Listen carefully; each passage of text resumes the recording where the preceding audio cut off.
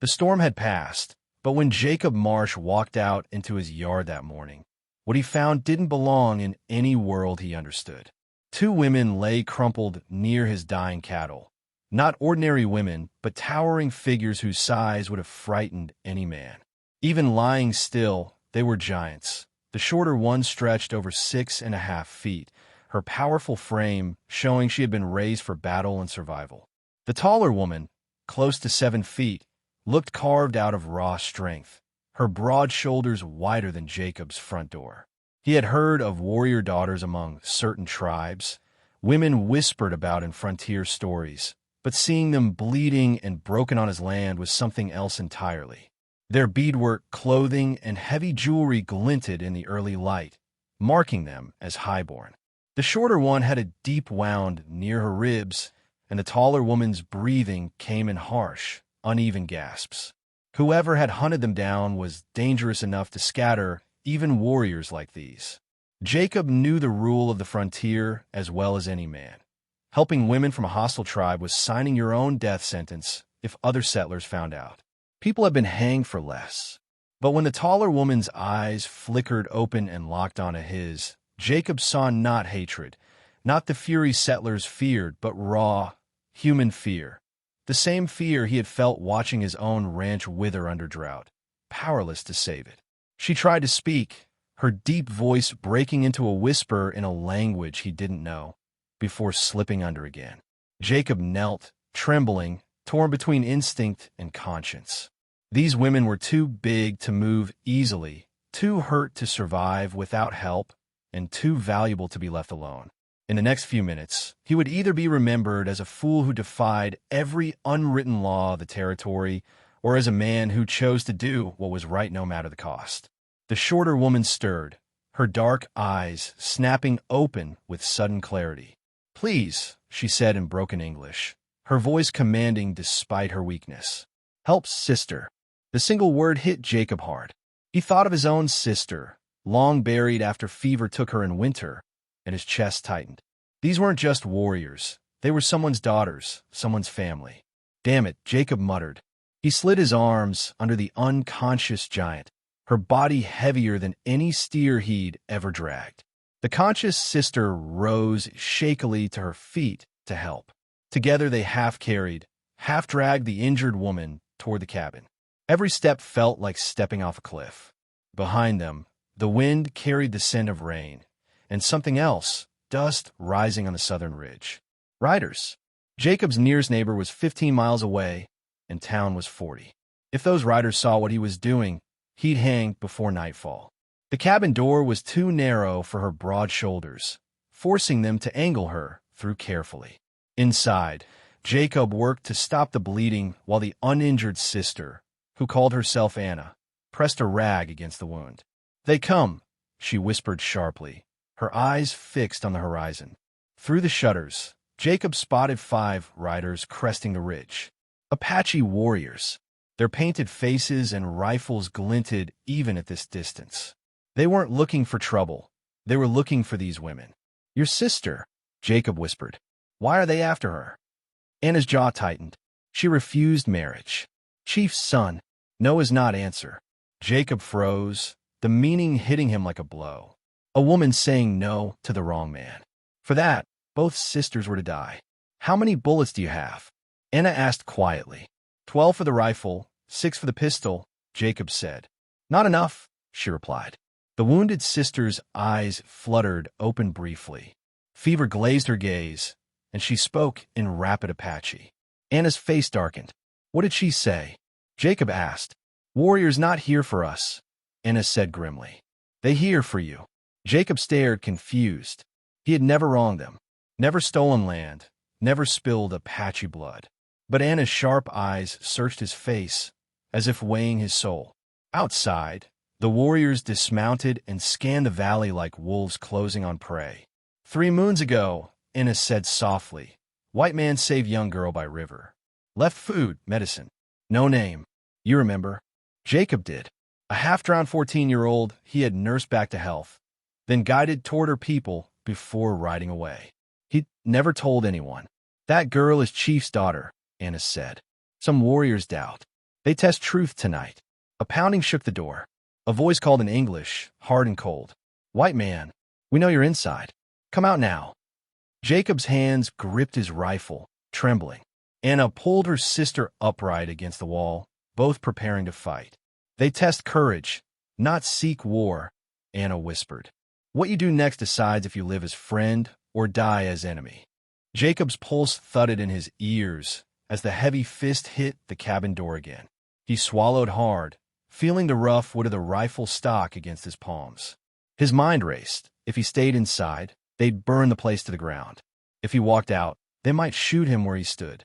Beside him, Anna steadied her swaying sister, her big hand surprisingly gentle as she adjusted the cloth pressed to the bleeding ribs.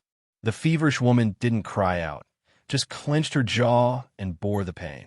Jacob noticed how her breath rattled, shallow and weak. She didn't have long if the bleeding didn't stop. Name, Anna said suddenly, her dark eyes fixed on him. Tell them your name. Truth matters now. Jacob blinked. What good's my name going to do? Anna's gaze didn't waver. You saved Chief's youngest daughter.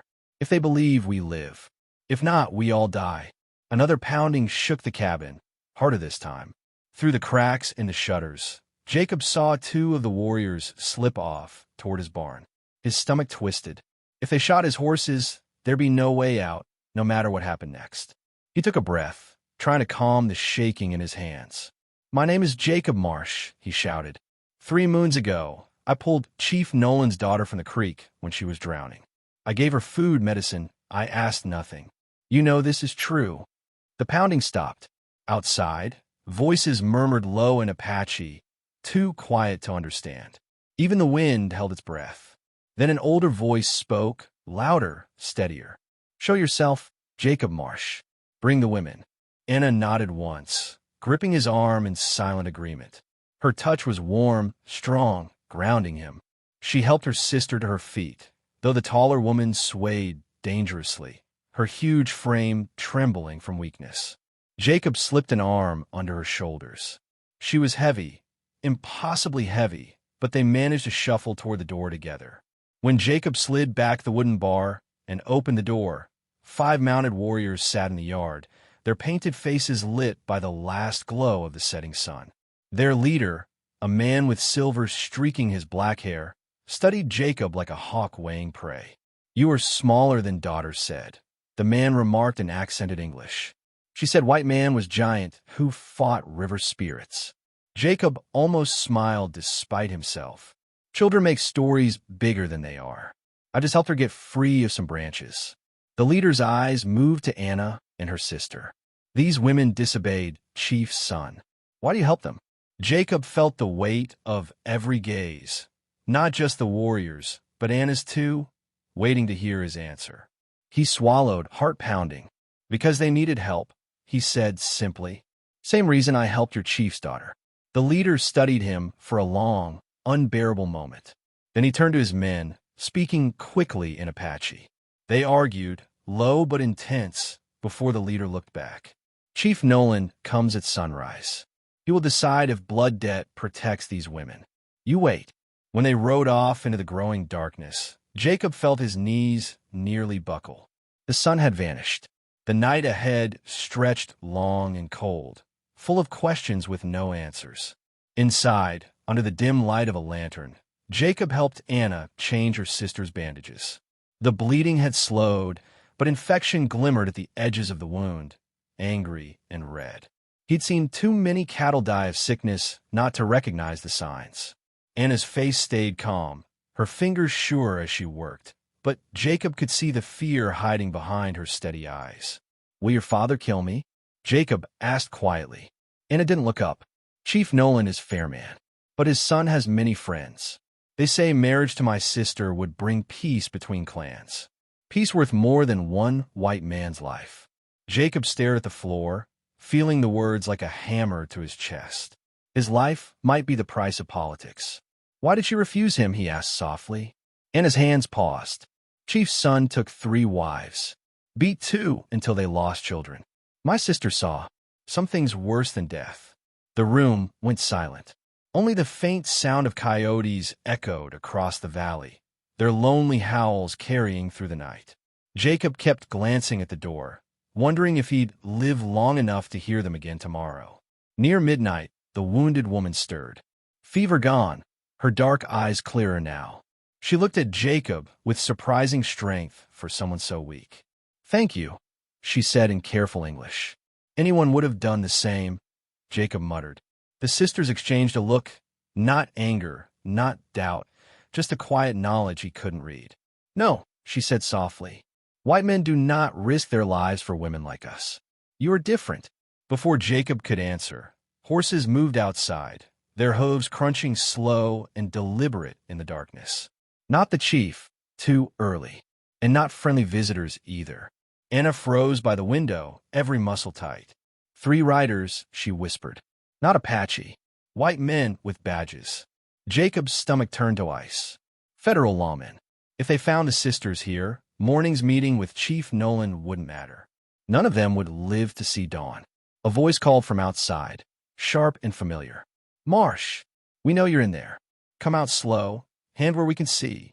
Jacob stepped outside, forcing himself to keep his shoulders loose even though every muscle in his body screamed to run. The night air smelled of dust and gun oil.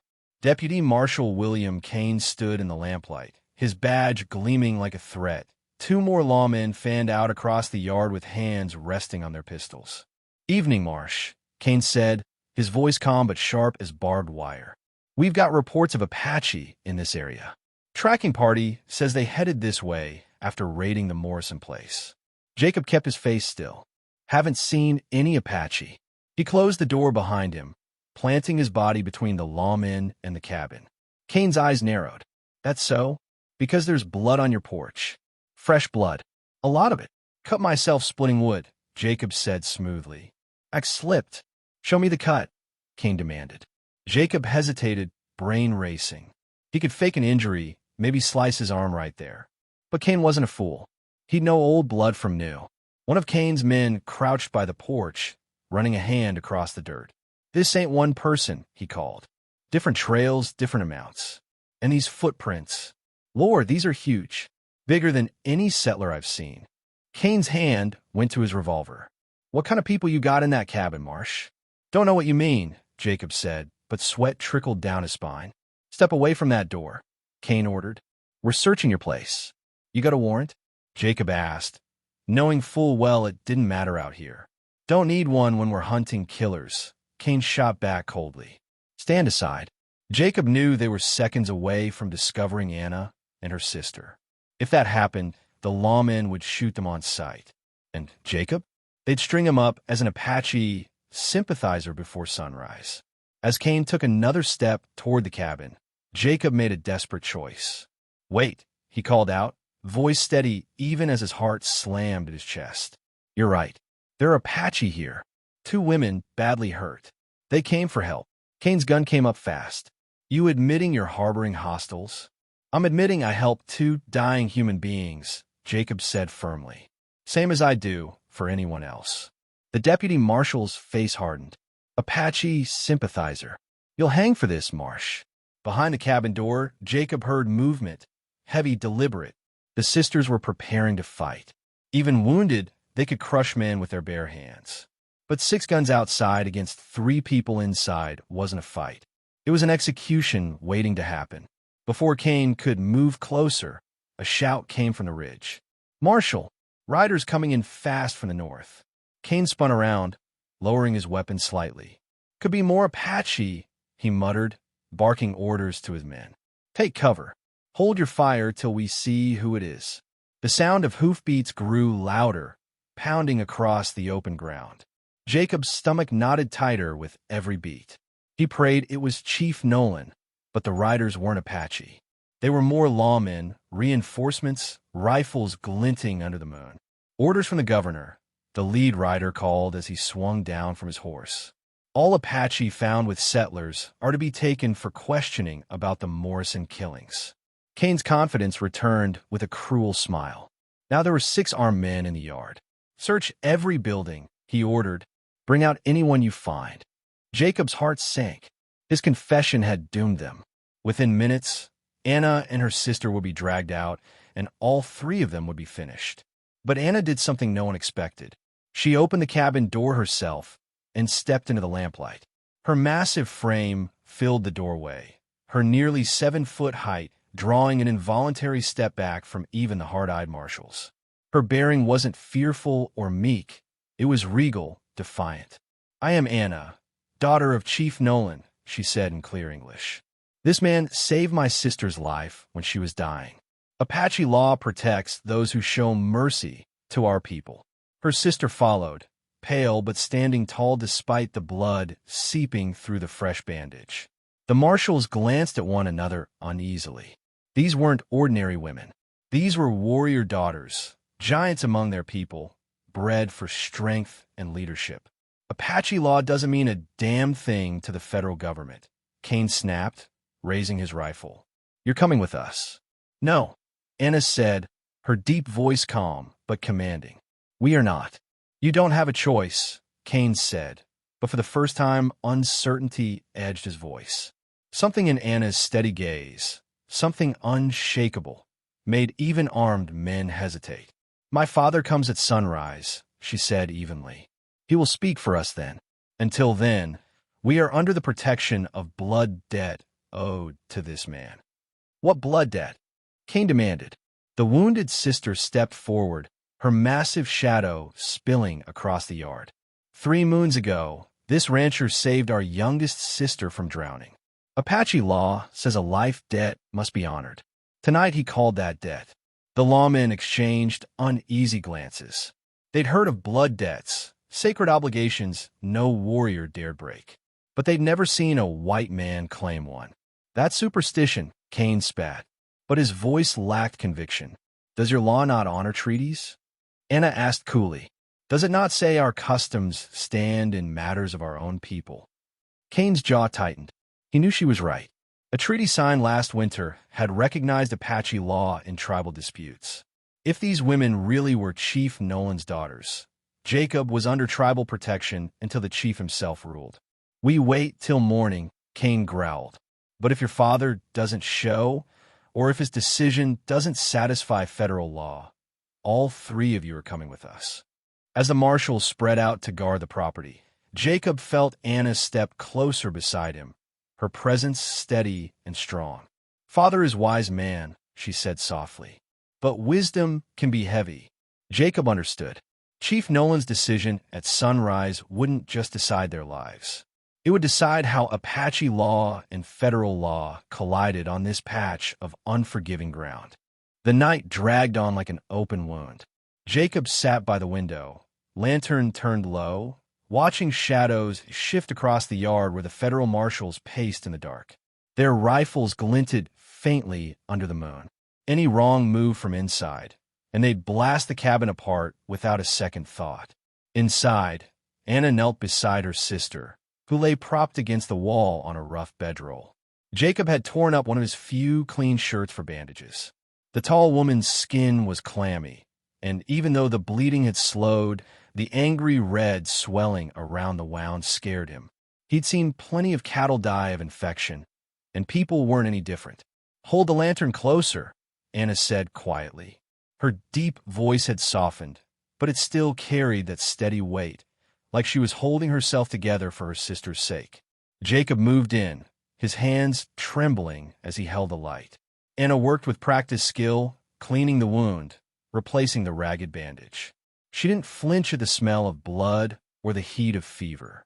Her big hands moved carefully, precise and gentle. "You done this before?" Jacob asked.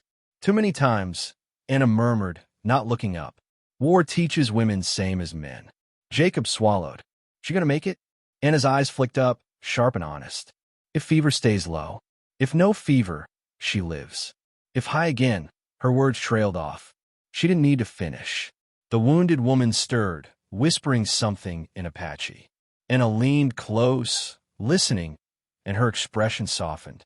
"She says thank you," Anna translated, "for saving her life."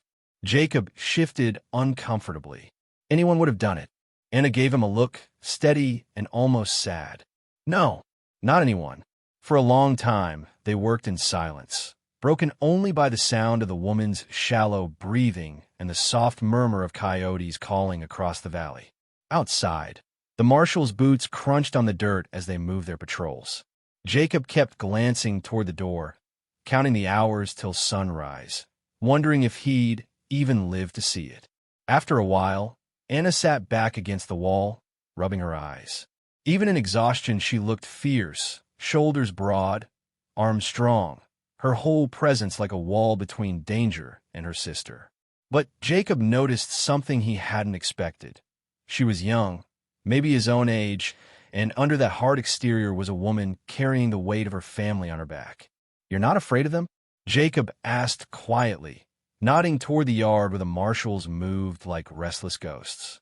Anna tilted her head, listening to the distant footsteps. "Afraid? No.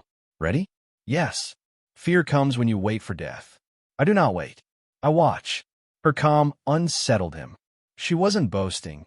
It was just the way she was built.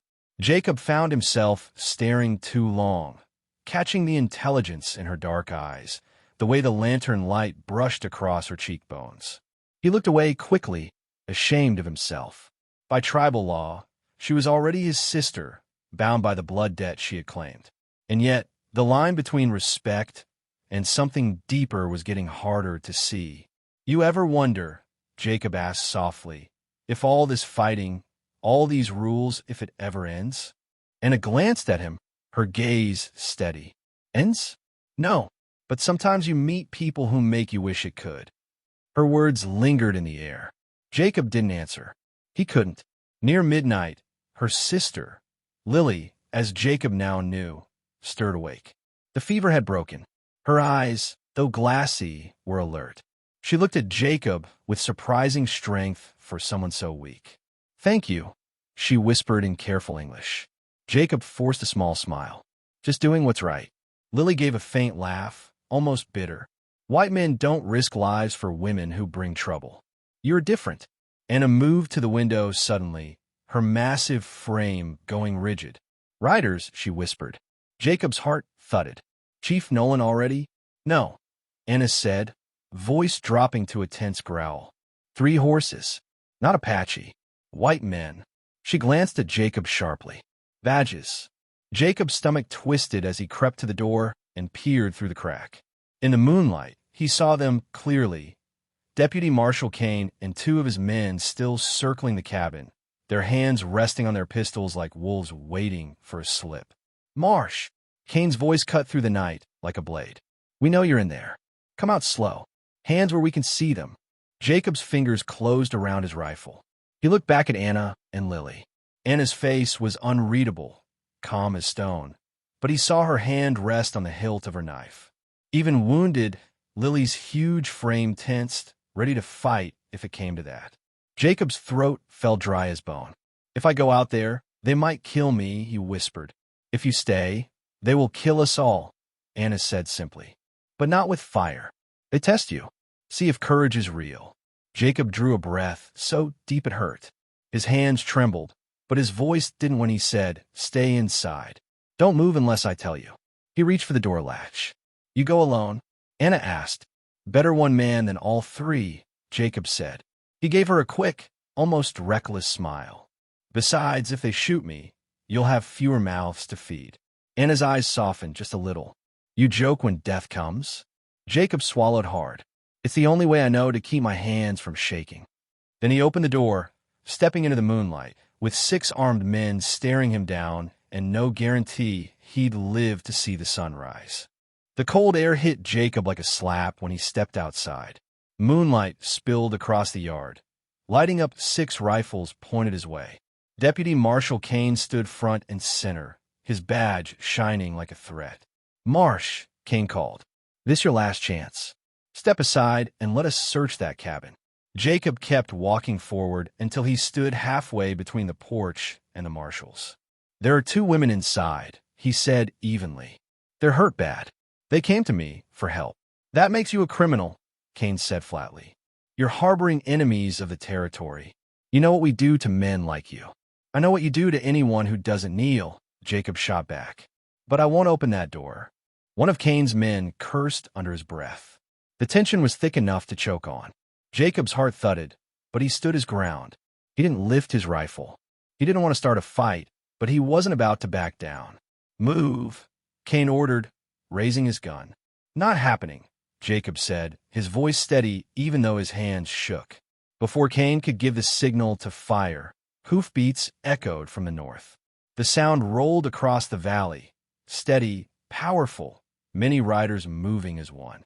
Cain turned, rifle still raised, eyes narrowing. "Could be more Apache," one of the lawmen muttered. Jacob prayed silently. If this wasn't Chief Nolan, it was over. Dust swirled on the horizon, and then figures appeared, riding hard. But it wasn't a war party. It was Chief Nolan himself, arriving with 5 elders at his side. Their faces were painted for ceremony, not battle. They rode straight into Cain's line of fire, without flinching. The chief dismounted slowly, like a man who feared nothing. His eyes swept across the yard, sharp and calm. "Deputy Cain," he said in perfect English, "you hold my daughters as prisoners. This causes trouble between our peoples." "They're wanted for questioning," Cain snapped. "Settlers were murdered at the Morrison place. Federal law says they come with us." "They defended themselves," Chief Nolan said evenly. "The Morrison man tried to force himself on them. Apache law protects their honor, and the treaty says our law stands in matters of our own people." Cain's jaw tightened. Even if that's true, harboring fugitives is still a crime. This rancher broke the law helping them. Chief Nolan turned to Jacob, studying him carefully. "You are Jacob Marsh," he said. 3 moons ago, you saved my youngest daughter from drowning." "Yes, sir," Jacob answered quietly. "For this, Apache law says I owe you blood debt," the chief continued, his voice carrying across the yard. "But now you have saved 2 more of my daughters. That makes this debt more than simple law." Anna stood beside Jacob, tall and steady, though her sister leaned against her for support. "Chief," Anna said respectfully, "this man risked his life for us. He is worthy of Apache respect." Chief Nolan nodded slowly, then reached into his saddlebag. He pulled out a necklace of carved bone and silver. The elders murmured softly. This was a mark of family, given only to those of the highest honor. 3 lives saved creates a bond stronger than law, the chief said. "Jacob Marsh, I name you my son through deed and honor." Cain's face went pale. "You can't do that. He's not Apache. You can't just claim him." "The treaty says I can," Chief Nolan replied smoothly. "It protects adopted family members of our people. Your own law must honor this." The chief stepped forward and placed the necklace around Jacob's neck. It felt heavy, part chain, part shield. Jacob understood what it meant. He was no longer just a rancher. He was now brother to these giant warrior daughters, bound by tribal law. "This isn't over," Cain growled, shoving his rifle back into its holster. "There will be federal investigations." "Let them come," Chief Nolan said calmly. "Apache law is clear. Federal treaty respects Apache law. My son and daughters are under tribal protection now." Jacob let out a breath he hadn't realized he was holding. He had lived through the night. But the look in the chief's eyes carried a warning. This decision would change everything in ways Jacob couldn't yet see. The months that followed felt unreal. Jacob's small, failing ranch changed faster than he could believe. Where once the wind had only carried the sound of dying cattle and creaking boards, now there was life. People came from miles away, settlers curious to trade, Apache families bringing goods without fear. The treaty, the chief's protection, and Jacob's new place among them had turned his land into something no one thought possible. Anna and her sister stayed with him through it all. Lily, still tall, still fierce, but now healing, surprised Jacob with her sharp business sense. She spoke little, but when she did, people listened. She helped settle arguments at the trading post, made deals fair for both sides. Anna did the hard labor. Her strength seemed endless. She hauled lumber, lifted stones, and rebuilt fences that Jacob thought would never stand again. Watching her work was like watching a storm contained in human form, raw power but controlled. Jacob told himself it was just gratitude he felt for her. Gratitude and respect. But that wasn't the truth. The more time he spent with Anna, the more he noticed things that had nothing to do with survival or treaties. The way her deep laugh rolled out like thunder when something truly amused her. The way she carried herself, proud but never cruel. The way her eyes softened when she looked at her sister, and sometimes when she looked at him. But she was his sister now by Apache law. That bond was meant to protect her, not tempt him. Jacob tried to bury what he felt. Some nights, lying awake under the creak of the cabin roof, he wondered if the chief had seen straight through him that morning. One evening, Lily spoke as they sat around the fire. "You struggle with adoption," she said plainly, her English careful but clear. Jacob glanced at her, startled. "Struggle? Apache law makes family," Lily said. "But family can be prison too." Her words carried no anger, just truth. Jacob didn't answer. He didn't know how. The next morning brought dust on the horizon. Riders. Not settlers. Not lawmen. Chief Nolan returned, just as he had promised, with a small group of elders. They rode with ceremony, not haste, every movement deliberate. Something about it made Jacob's stomach tighten. This wasn't just a visit. This was judgment. The chief dismounted with quiet authority. Age had not softened him. If anything, it made him sharper. He greeted Jacob not with a smile, but with the steady gaze of a man weighing a decision. Anna stood at Jacob's side, tall and unshaken, though he caught the way her hand brushed his arm as the riders approached, a small, grounding touch. "My son," Chief Nolan began, his voice carrying across the yard, "you have honored your adoption well. You have protected my daughters. You have kept your word." Jacob bowed his head slightly. "I only did what anyone decent would do." "Not anyone," the chief said quietly. His eyes moved between Jacob and Anna, sharp as a hawk's. "I am an old man. Old men solve one problem and make another." Jacob felt his chest tighten. "What problem have I caused?" "When I made you brother to my daughters," the chief continued, "I solved the law, but I made trouble for the heart." Anna stepped forward, her deep voice clear as a bell. "Chief, I choose to speak." "Speak then, daughter," the chief said. Anna looked straight at Jacob, her expression calm but unshakable. "Brother has shown honor greater than any white man I have known. His courage is true. My heart does not see him as brother, but as man." The words hit Jacob like a hammer. He froze, feeling every marshal, every settler, every elder in memory watching them, even though only a handful stood there now. Chief Nolan's face softened into something like a smile. Small, sharp, knowing. Apache law has answer. Brother who proves himself worthy can be released from family bond by chief's word, if family agrees. He turned to Lily. "Daughter, do you release him?" Lily stood straight, her towering frame steady as stone. "Yes, he has earned his own path. Sister has waited long enough for happiness." She grinned, her fierce features lighting with rare warmth. "Then I speak my decision," Chief Nolan said, his voice strong enough to shake the air. "I release Jacob Marsh from adoption.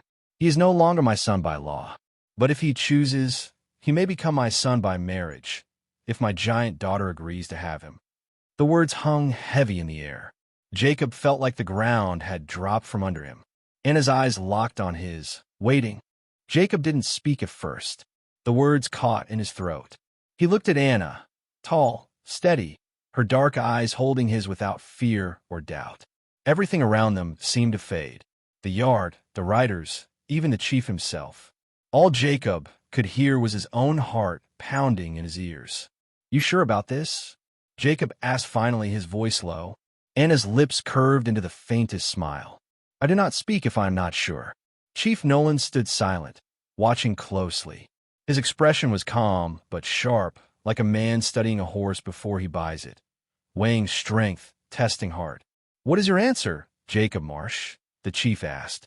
Jacob looked down at his calloused hands, then at the necklace still hanging heavy on his chest. "I'm not worthy of her," he said honestly. "But if she'll have me, I'd spend the rest of my life trying to be." Anna's eyes softened, just for a moment. That was all the answer she needed. The ceremony that followed was unlike anything the frontier had ever seen. Apache tradition mixed with territorial law, creating a marriage that no one could deny. Federal authorities came to watch, some still bitter after being outmaneuvered by the chief's adoption trick. Settlers for miles around showed up out of pure curiosity. They wanted to see the white rancher who'd saved 2 warrior sisters and married into one of the most powerful families in the territory. Jacob stood in a simple shirt, feeling the weight of 100 stares. Anna stood beside him, dressed in beaded cloth that shimmered in the sunlight, her towering frame casting a shadow long across the ground. She was almost 7 feet tall, powerful and beautiful in a way that made Jacob's throat tighten. When the chief spoke the final words, he placed his large hands on both their shoulders. "This is not just marriage," he said in a voice that carried over the gathered crowd. "This is a bridge between 2 worlds. May it stand strong when others fall." Lily served as witness, her deep laugh ringing across the valley as she teased Jacob about needing a ladder to kiss his bride. Even the elders smiled at that. But beneath the humor, Jacob felt the weight of what was happening. He wasn't just taking a wife. He was joining a people who had every reason to distrust his kind. Life changed quickly after that. The small ranch that once struggled became a thriving trading post, protected by tribal law and federal treaty alike. Settlers brought goods, Apache families brought livestock and furs. Lily handled negotiations with a sharp mind that kept both sides honest. Anna worked alongside Jacob every day, her strength making the hardest tasks easy. Together, they built new fences, expanded the cabin, and raised walls for a trading house larger than Jacob ever imagined owning. But not everything was simple. Every glance they shared, every quiet moment between them, reminded Jacob that their love was still under a kind of watch. People stared when they walked into town together. Some whispered, some scowled. But Anna never lowered her head, and Jacob never let go of her hand. One evening, as the sun sank low and painted the sky red, Jacob sat on the porch with Anna at his side. He watched her braid her long black hair, her strong hands working with patient care. "You ever think about how fast life changes?" he asked. Anna glanced at him with a faint smile. "In our tongue we say, wind changes mountains. Maybe life is same." Jacob nodded slowly. "I used to think I'd die out here alone. Now, I can't imagine a day without you." She didn't answer right away. Instead, she reached over and rested her hand on his, her touch warm and steady. "You are not alone," she said simply. 6 months later, the ranch was thriving. People spoke of it as a place where 2 worlds met without bloodshed. Federal agents, once eager to hunt, now came only to trade or talk, knowing Chief Nolan's word carried weight with both sides. But the chief's earlier warning stayed with Jacob. Old men solve one problem and make another. Jacob wondered if the old man had seen something in him, something about the way he looked at Anna, something even Jacob couldn't hide. Then, one morning, dust rose on the horizon again. Chief Nolan was returning with his elders. He came not for business, but for something else. Jacob stood in the yard, watching the dust cloud rise as Chief Nolan and his elders rode closer. Anna stood beside him, her towering frame steady as stone, though Jacob caught a trace of tension in her dark eyes. Lily leaned against the porch rail, arms crossed, her face calm but watchful. When the riders stopped, Chief Nolan dismounted with his usual slow, deliberate grace. He studied Jacob for a long moment before speaking. "My son," he said at last, "you have lived among my people now. You have shared work, shared danger, shared honor. I have come to speak my final decision." Jacob nodded, unsure what to expect. "Yes, sir." The chief's gaze shifted to Anna, then back to Jacob. "When I made you brother to my daughters, I protected you from men with guns. When I released that bond so you could marry, I gave you happiness. But I must ask now, do you understand what adoption truly means?" Jacob hesitated. "I think I do. It means family. It means standing for them, even when it costs you everything." The chief smiled faintly, a rare thing that softened his stern features. "Good, because family is not just blood. It is chosen by deed, by sacrifice. You chose my daughters when you could have saved only yourself.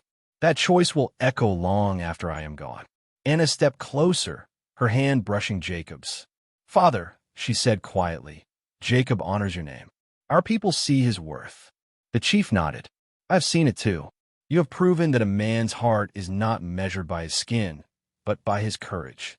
He raised his voice so the elders and ranch hands gathered nearby could hear. From this day, Jacob Marsh is not just my son by law or by marriage.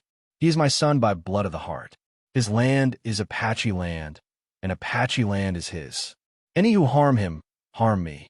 The elders murmured approval. Even Lily's sharp eyes softened with pride. Jacob felt a lump rise in his throat. Thank you, Chief, he said, voice unsteady. I won't forget what this means. See that you do not, the chief said, though there was warmth behind his words. Then he turned to Anna. Daughter, your choice was brave. Love is not weakness. Love is strength that holds families and nations together. The chief mounted his horse again, but before leaving, he looked back at Jacob one last time. Remember this, my son. Men who build bridges live longer than men who build walls. As the riders disappeared into the horizon, Jacob stood in silence. Anna slipped her arm through his, her towering height casting a long shadow beside his. Lily grinned, shaking her head. You look smaller every day standing next to her, she teased. Maybe, Jacob said with a smile, but I've never felt taller. Months turned into a year. The ranch flourished, not as a place divided by color or law, but as a gathering ground where settlers and Apache traded, worked, and learned to live without fear.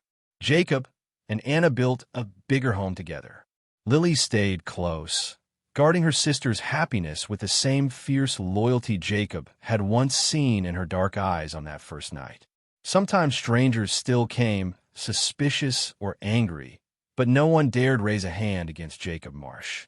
Word had spread. The man who once faced down death for 2 wounded women now stood under the protection of one of the most powerful leaders in the territory. And yet, Jacob never thought of protection as the real gift. What mattered was the family he had found, a family born not of blood, but of trust, sacrifice, and love that crossed every boundary people once swore could never be crossed. One evening, as the sun set gold over the valley, Jacob watched Anna lifting heavy beams for their new barn as easily as other women lifted baskets. He walked over, wiping sweat from his brow. You know, he said, smiling, I think I'm finally starting to keep up with you. Anna laughed, low and warm, shaking her head. No, Jacob Marsh, you just learned to walk beside me. He looked out across the land, his land, their land, and felt something he had never felt before. Belonging, purpose, peace. The frontier had taught him a hard truth. Courage is not just fighting enemies. Courage is helping strangers when it could cost you everything. And sometimes, courage builds bridges stronger than fear, turning enemies into family.